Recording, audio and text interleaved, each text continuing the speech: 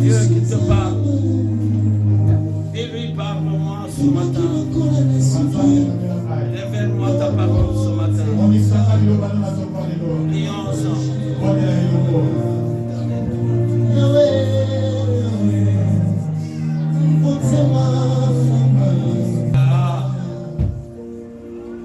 Jéhovah, le Dieu qui existe par lui-même et qui se révèle. Révèle-toi ce matin. El Shaddai, Dieu tout-puissant, Adonai, El Elyon, le Dieu très haut.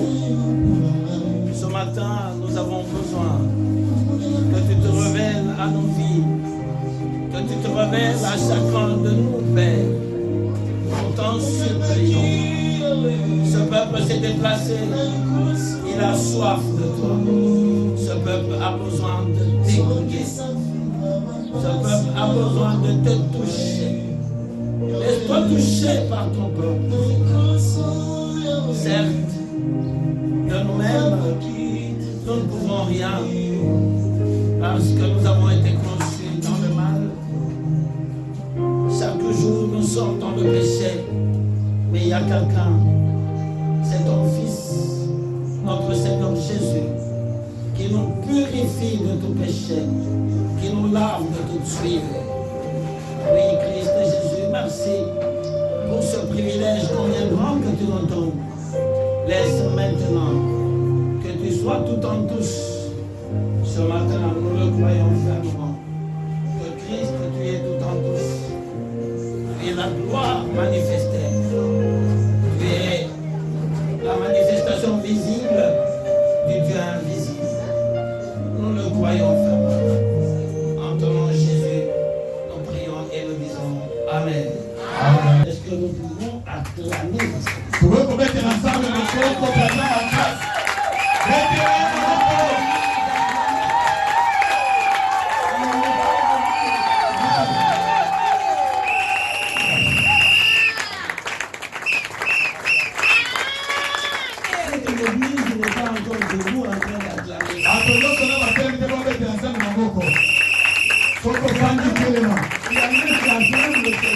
Avec le baptême de joie.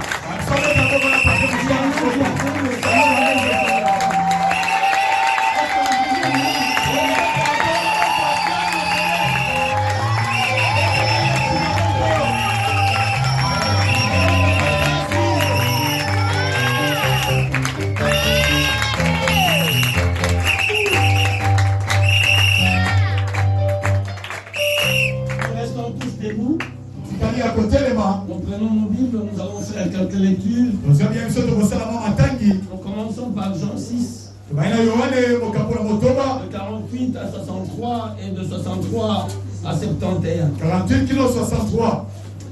Nous sommes debout, chacun prend.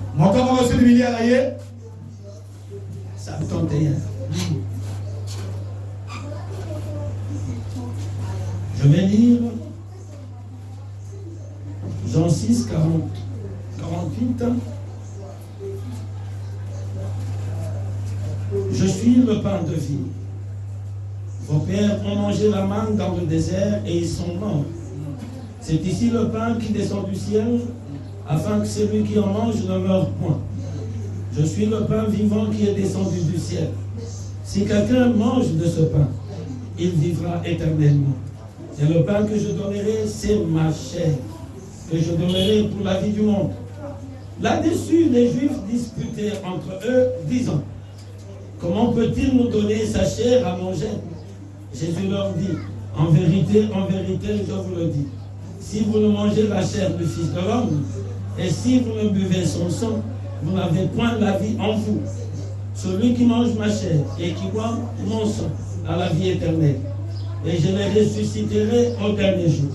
Car ma chair est vraiment une nourriture et mon sang est vraiment un breuvage.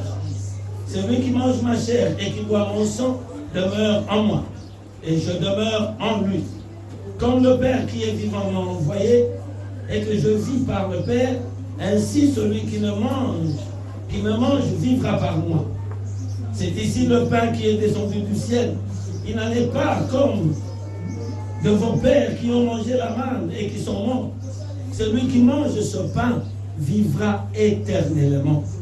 Jésus dit cela dans la synagogue, enseignant à Capernaum. Plusieurs de ses disciples, après l'avoir entendu dire, cette parole est dure, qui peut l'écouter? Jésus, sachant lui-même que ses disciples murmuraient à ce sujet, leur dit, cela vous scandalise-t-il? Et si vous voyez le Fils de l'homme monter où il était auparavant, c'est l'esprit qui vivifie. La chair ne sert de rien. Les paroles que je vous ai dites sont esprit et vie. Mais il en est parmi vous quelques-uns qui ne croient point, car Jésus savait dès le commencement qui étaient ceux qui ne croyaient point et qui était celui qui les livrerait. Et il ajouta, c'est pourquoi je vous dis que nul ne peut venir à moi si cela ne lui a été donné par le Père. Dès ce moment, plusieurs de ses disciples se retirèrent et ils n'allaient plus avec lui. Jésus donc dit aux 12, et vous, ne voulez-vous pas vous en aller? Simon-Pierre lui répondit, Seigneur, à qui irions-nous? Tu as les paroles de la vie éternelle. Et nous avons cru, et nous avons connu que tu es le Christ, le Saint de Dieu. Jésus leur répondit, n'est-ce pas moi qui vous ai choisi? Mais les 12, vous les 12, et l'un de vous est un démon. Il parlait de Judas Iscariote, fils de Simon, car c'était lui qui devait le livrer. Lui, l'un des 12. Nous prenons aussi Jean 13, de 21 à 30. On va lire. Jean 13, de 21 à 30. Entre-temps, Papa Guilain me prépare nombre 11, de 11 à 30. Nous disons Jean 13, 21 à 30. Ayant ainsi parlé, Jésus fut troublé en son esprit. Et il dit expressément, en vérité, je vous le dis, l'un de vous me livrera. Les disciples se regardaient les uns les autres, ne sachant de qui il parlait. Un des disciples, celui que Jésus aimait, était couché sur le sein de Jésus. Simon-Pierre lui fit signe de demander qui était celui dont parlait Jésus. Et ce disciple, s'étant penché sur la poitrine de Jésus, lui dit, Seigneur, qui est-ce? Jésus répondit, c'est celui à qui je donnerai le morceau trempé. Et ayant trempé le morceau, il le donna à Judas, fils de Simon Iscariote. Dès que le morceau fut donné, Satan entra dans Judas. Jésus lui dit, ce que tu fais, fais-le promptement. Mais aucun de ceux qui étaient à table ne comprit pourquoi il le lui disait. Car quelques-uns pensaient que, comme Judas avait la mousse, Jésus voulait lui dire, achète ce dont nous avons besoin pour la fête, ou qu'il lui commandait de donner quelque chose aux pauvres. Judas, ayant pris le morceau, se hâta de sortir. Il était minuit. Nous lisons Nombre 11, 11 à 30. Moïse fut attristé et il dit à l'Éternel, pourquoi affliges-tu ton serviteur? Et pourquoi n'ai-je pas trouvé grâce à tes yeux, que tu aies mis sur moi la charge de tous ces peuples? Et c'est moi qui ai conçu ces peuples, et c'est moi qui les ai enfantés, pour que tu me dises, porte-les sur ton sang, comme le nourricier porte un enfant jusqu'au pays que tu as juré à ses pères de lui donner. Où prendrai-je de la viande pour donner à tous ces peuples? Car ils pleurent auprès de moi en disant, donne de la viande à manger. Je ne puis pas à moi seul porter tous ces peuples, car il est trop pesant pour moi. Plutôt que de me traiter ainsi, tue-moi. Je te prie, si j'ai trouvé grâce à tes yeux, et que je ne vois pas mon malheur.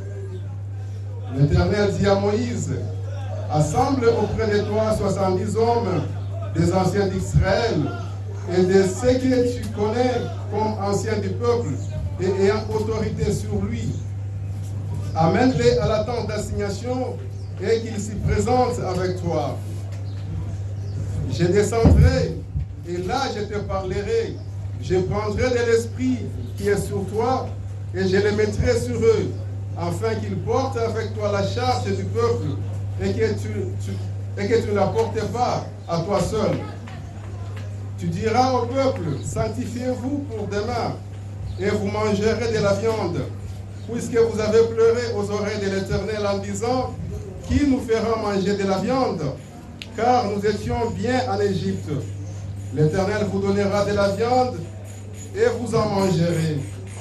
Vous en mangerez non pas un jour, ni 2 jours, ni 5 jours, ni 10 jours, ni 20 jours, mais un mois entier, jusqu'à ce qu'elle sorte par les narines et que vous ayez du dégoût, parce que vous avez rejeté l'Éternel qui est au milieu de vous, et parce que vous avez pleuré devant lui en disant, pourquoi donc sommes-nous sortis d'Égypte?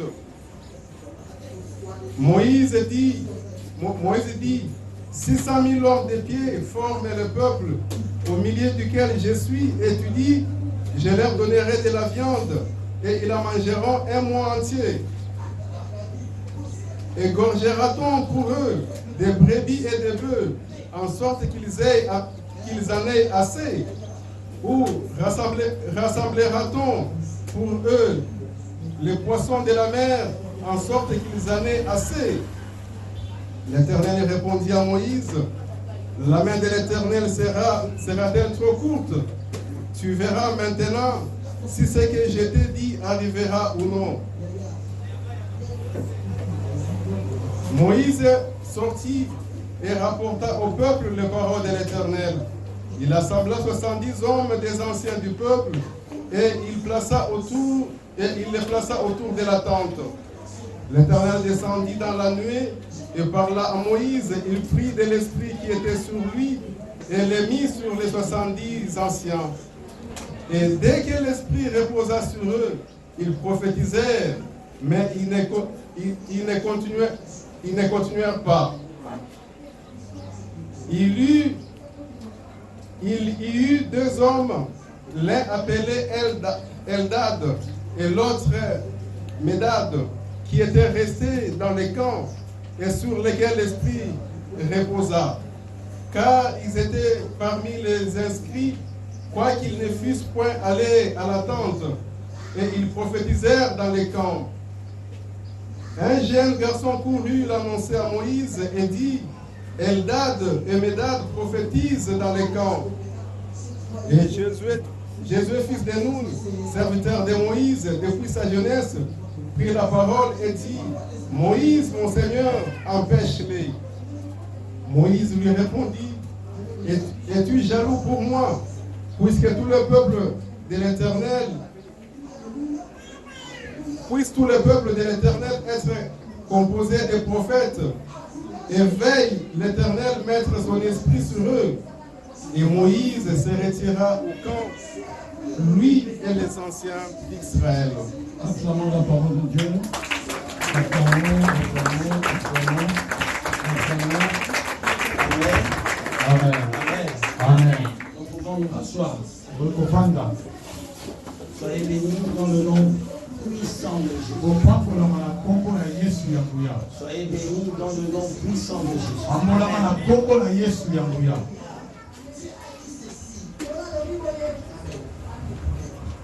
Je bénis le Seigneur parce qu'il a voulu que nous soyons là ce matin. N'est-ce pas? Vous êtes beaux, vous êtes belles, vous êtes merveilleux. Alléluia. Amen. Alléluia. Amen. Vous êtes merveilleux. J'ai des enfants qui me sont venus de Mumbashi. Je les salue, je vous aime, soyez le bienvenu. Non, c'est la cité de gloire. Celui qui vous a recommandé auprès de moi,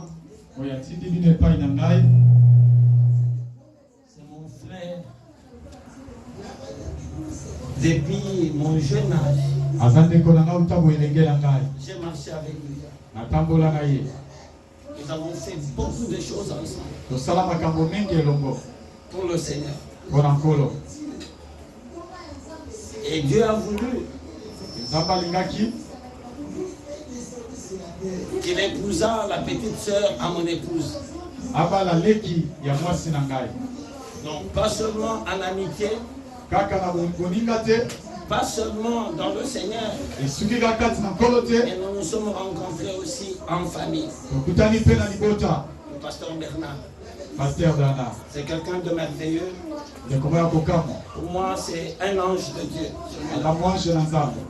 J'ai beaucoup travaillé avec lui, il nous a prêché chez nous.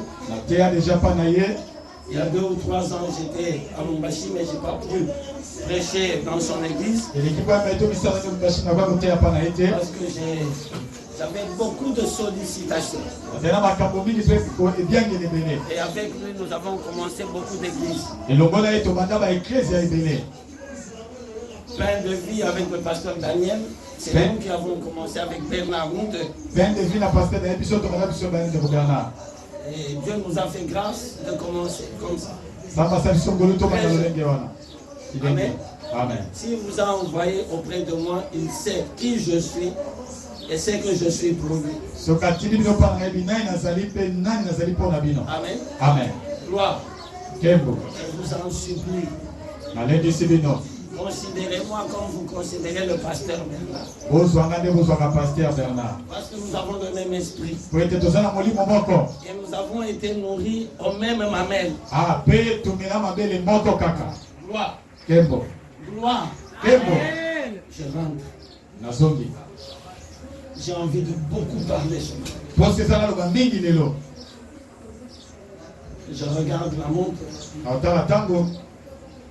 Vous savez pourquoi je vais parler beaucoup ce matin? Parce que beaucoup de gens ne viennent pas en semaine. Et la charge que j'ai, c'est d'enseigner correctement. C'est ça la vision de cette église. Or, la vie éternelle, c'est qu'ils te connaissent. Toi, le vrai Dieu, et celui que tu as envoyé. Nous sommes dans Jean 17, 3 à 6. La vision de Jean 17, 3, Kino 6. Et moi, c'est l'église à Aude. Tout ce temps, pendant 14 semaines, à 14 séances, nous sommes en train de parler de quelque chose de très profond. Nous sommes, nous, des esprits. Christ est la tête de l'église. Nous sommes membres de son corps. Et en tant que tel, nous sommes appelés à dominer. Aujourd'hui, je crois que nous sommes à la 9e séance. Donc il restera, je crois, 14 moins 9. 5. J'étais en train de parler avec le prophète Étienne. Je crois qu'il viendra m'aider à terminer ces séances. Nous sommes des esprits. Alléluia. Amen. Tu peux dire, tu es un esprit, je suis un esprit. Parce que la Bible dit, en réalité, dans l'homme, c'est l'esprit. Et c'est quelqu'un l'entend. Amen. En réalité, dans l'homme, c'est l'esprit.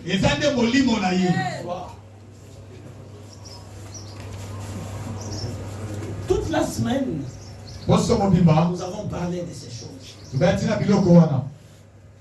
J'ai même montré le vendredi qu'il y a une différence entre la réalité de choses et la vérité.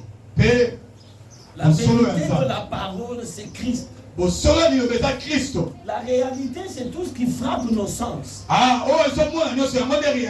ce que nous voyons, tout ce que nous vivons. C'est une réalité de choses. Mais il faudrait que la vérité du Christ vienne dans la vie réelle que tu mènes. L'église n'est pas avec toi. Tu sens que tu as mal. Tu sens que tu es malade. Tu sens que tu manques. Ce sont des choses réelles. Mais qu'est-ce que Christ dit de ces choses réelles? Quelle est la parole de Christ sur la situation réelle que tu vis? Alors il faut sortir de cette réalité et entrer dans la vérité de Dieu. Et pour faire ce travail, il faut être un esprit. Je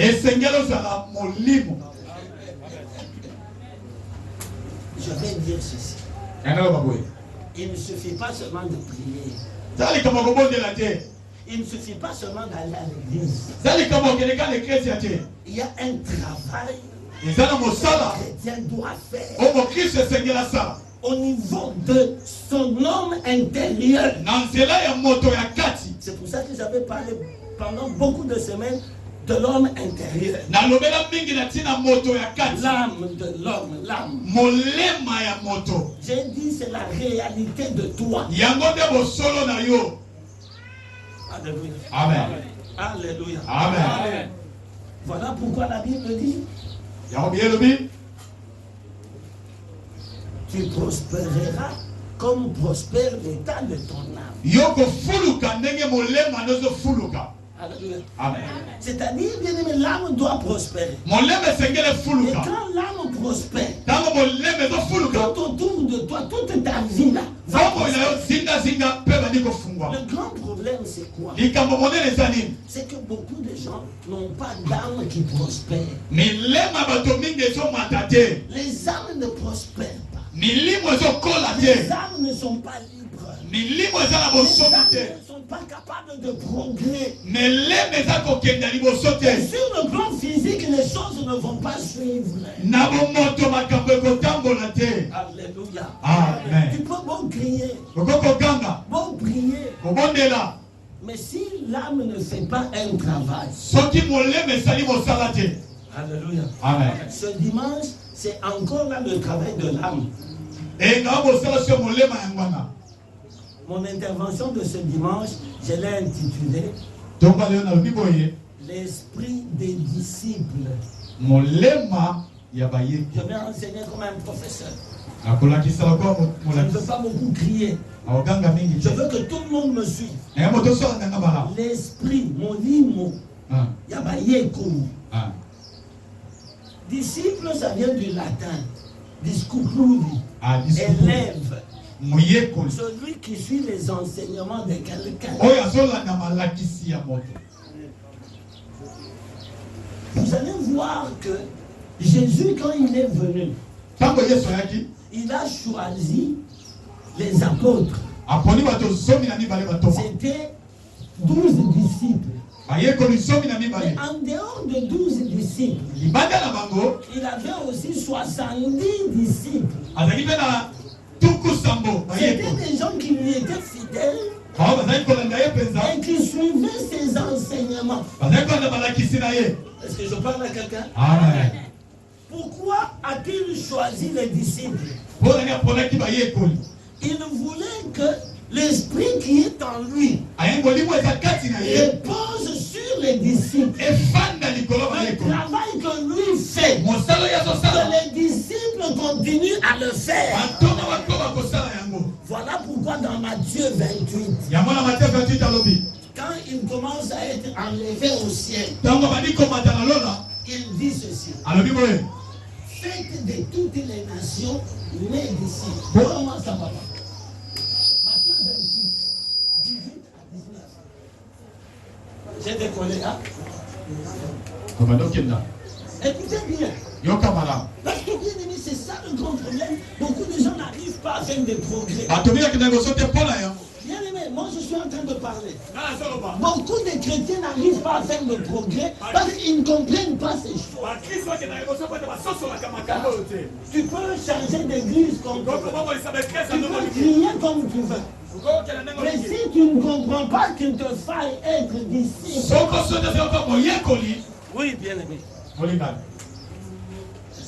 Jésus s'étant approché leur parla ainsi. Là, il est déjà mort. Il est ressuscité.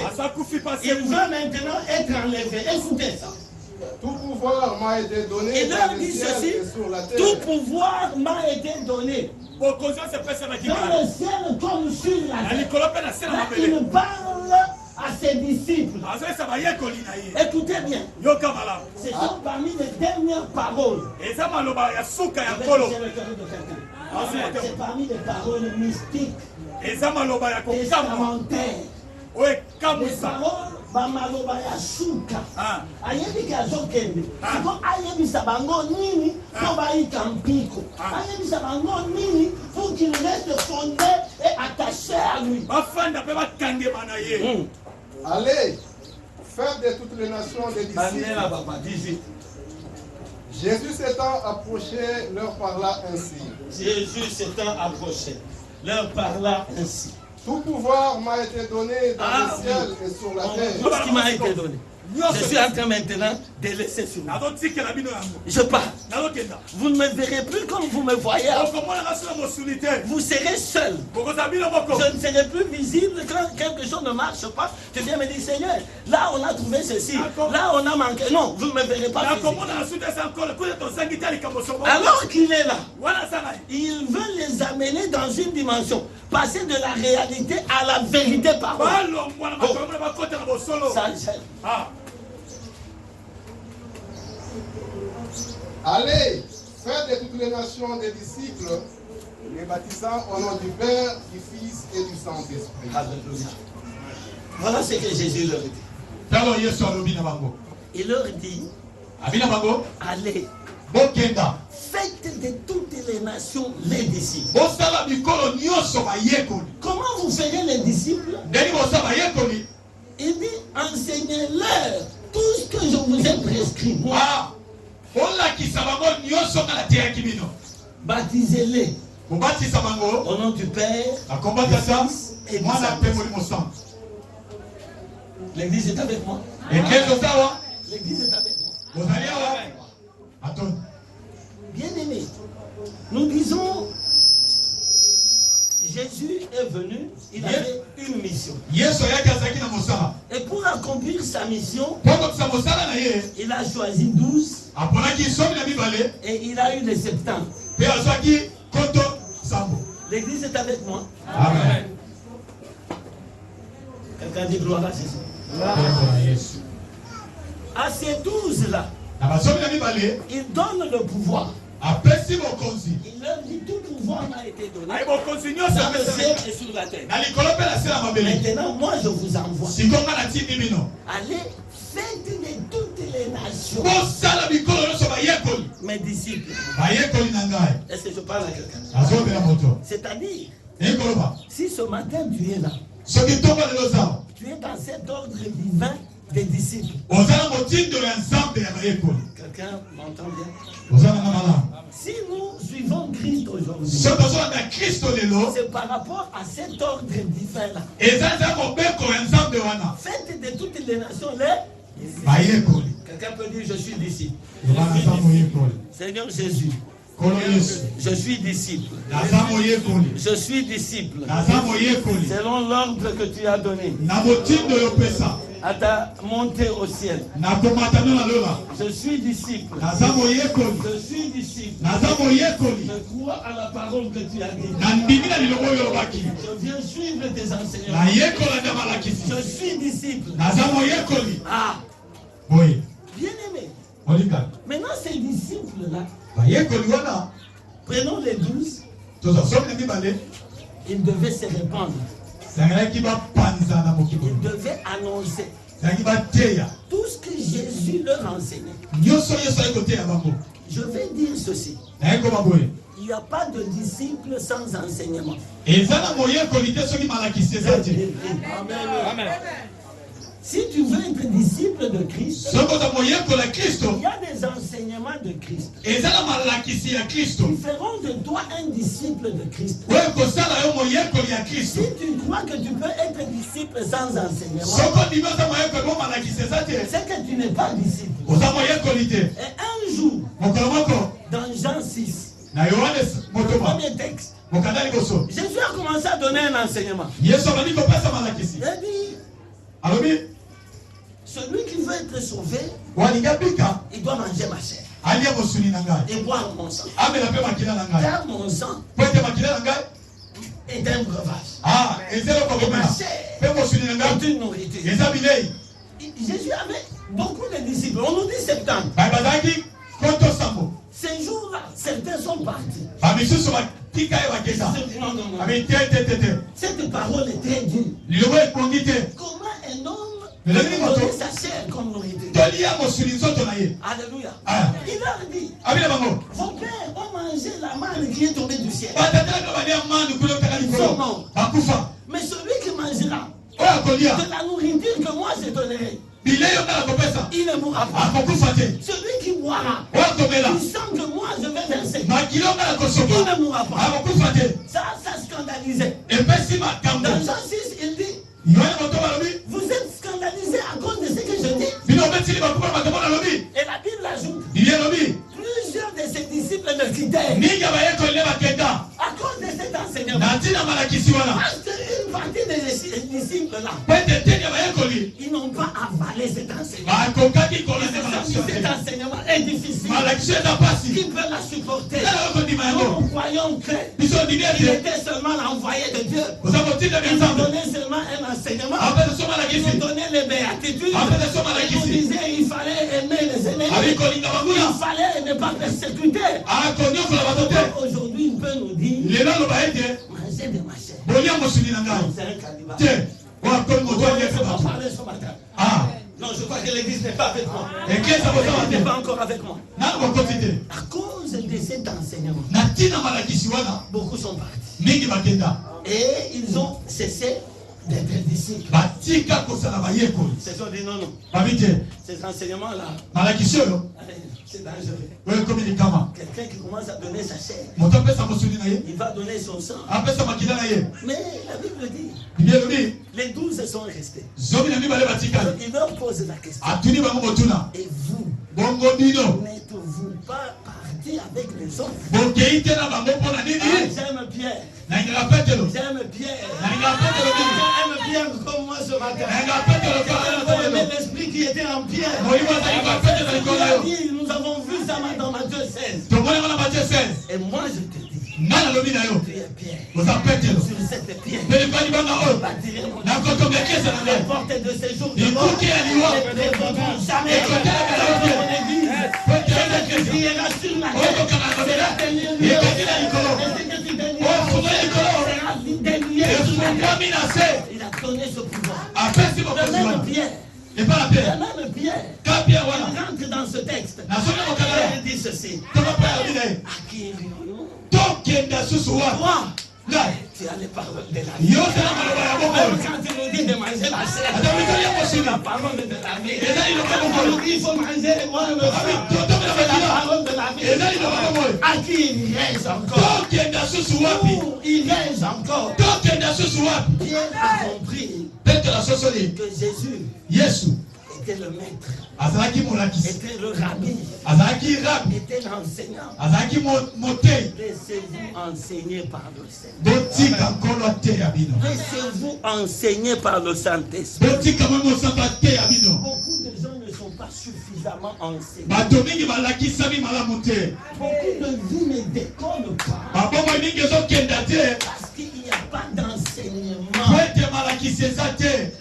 Le monde vous enseigne de fausses choses.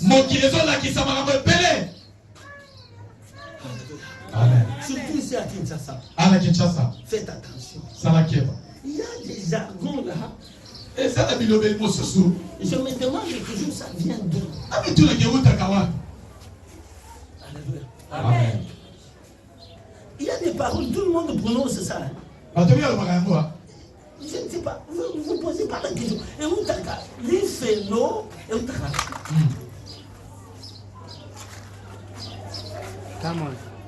On était encore à Bushima là. Il y avait des paroles ici. Nous autres, maman, Nayoka Kango Tsude. Et si la succès. Mikolo, ils ont un thème où ils boyé bien. Prêtez la main. Prêtez-moi un tel mot. Le jargon populaire qui vous enseigne. Voyez bien bien tout dans la guide. Continuez ma terre à son Ah, mon épouse était scandalisée au travail. Moi, c'est un comment il y a quelqu'un lui a dit, ce que l'on a dit, maladie. Elle dit, maman, ça te scandalise. Voilà ce qui vous enseigne. Mais la parole de Dieu ne vous enseigne pas. Et c'est difficile que vous fassiez des progrès. Ah, je vais parler à quelqu'un. Je vais parler à quelqu'un. Pourquoi les chrétiens ne font pas de progrès? Ils ne sont pas disciples. Parce que le disciple, soyez comme les chrétiens de Béret.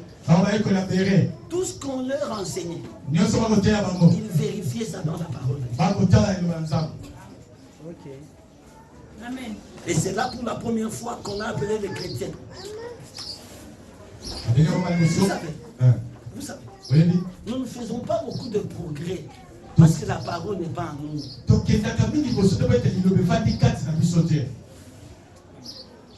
Et quand nous prions,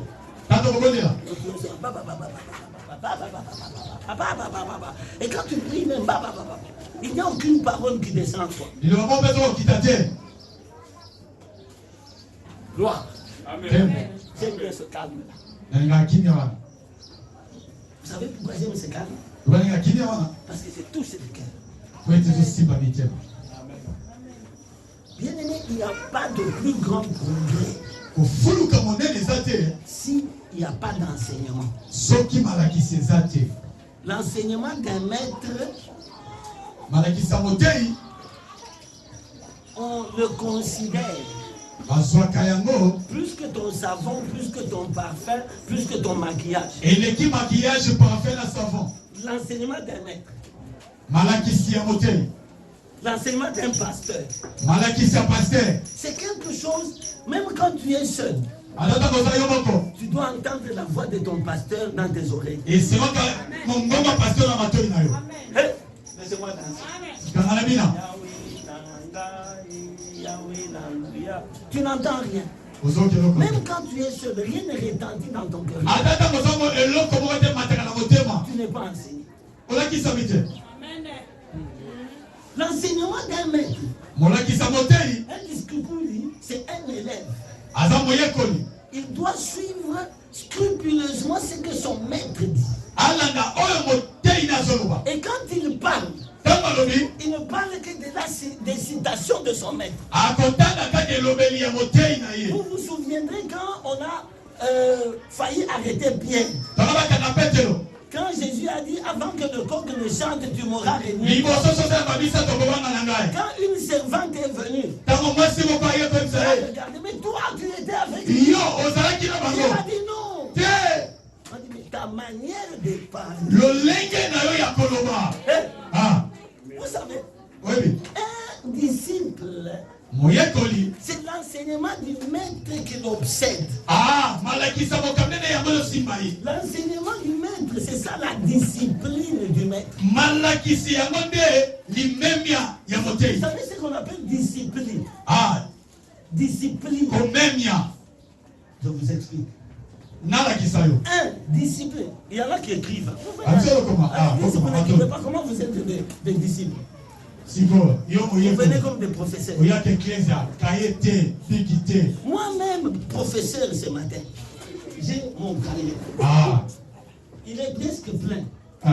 J'écris, j'ai dit. Mais les disciples viennent. Vous ne ferez pas de progrès tant que vous ne retiendrez pas ces choses. Jésus a dit, de toutes les nations, mes disciples. C'est-à-dire, ils doivent être enseignés à ma discipline.